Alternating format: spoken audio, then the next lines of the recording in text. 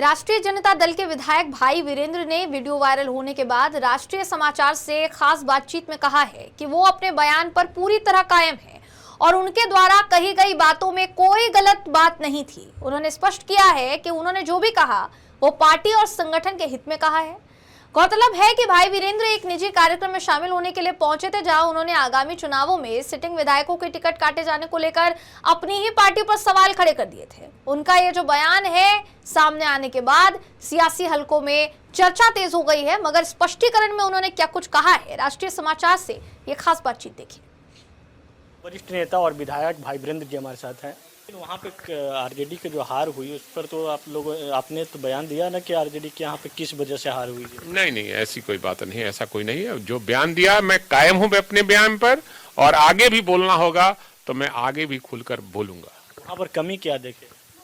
चलिए अब हो गया, अब आगे आइए। आज कर्पूरी जी का जयंती है, 102वीं जयंती है, तो किस तरीके से आप लोग कहते हैं कर्पूरी जी के बारिश हम लोग हैं, एक तरफ नीतीश कुमार कहते हैं बारिश हम लोग हैं, कि जब कर्पूरी जी आरक्षण लागू किए थे तो यही नीतीश कुमार जी ने विरोध किया था, और किनके गोद में खेलते हैं नीतीश कुमार जी ये सबको पता है। आरक्षण विरोधियों के गोद में ये खेलते रहे हैं, और आज वोट के लिए, मन से नहीं वोट के लिए, और हमारे नेता आदरणीय लालू प्रसाद यादव के गोद में ही इनका अंतिम सांस कर्पूरी जी का छूटा था। अगर वो होते वारिस, हमारे नेता आदरणीय लालू प्रसाद यादव उनके आंदोलन को और उनके विचारों को आगे तक पहुंचाने का काम किया है।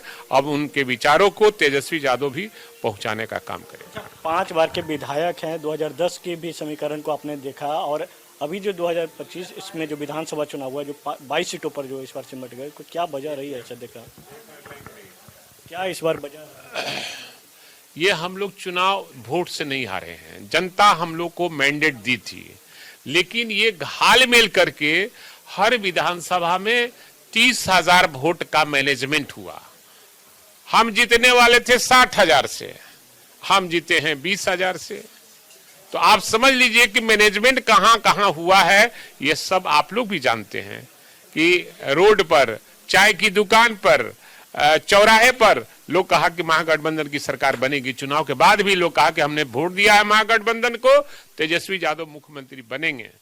लेकिन हुआ क्या, ये पत्ता खुलेगा, समय आने दीजिए, इंतजार कीजिए, हम लोग इंतजार। 2 फरवरी से बजट सत्र है, बजट सत्र में क्या आप देख रहे हैं कि सरकार जो लाने वाली? हम लोग सरकार के कमियों को उजागर करेंगे और सरकार को घेरने का काम करेंगे। गरीब का मामला हो, किसान का मामला हो, मजदूर का मामला हो, इन सारे मामले को हम लोग उठाने का काम करें। चलिए, ये थे भाई वीरेंद्र जी, साफ तौर पे कहते नजर आ रहे हैं कि बिहार में जो कोई भी घटना हो, और चाहे साथ ही साथ जो सत्र होगा, सत्र में हम जो है सब सवालों को उठाते नजर आएंगे। कैमरा पर्सन विकास के साथ विवेक रंजन, राष्ट्रीय समाचार, पटना।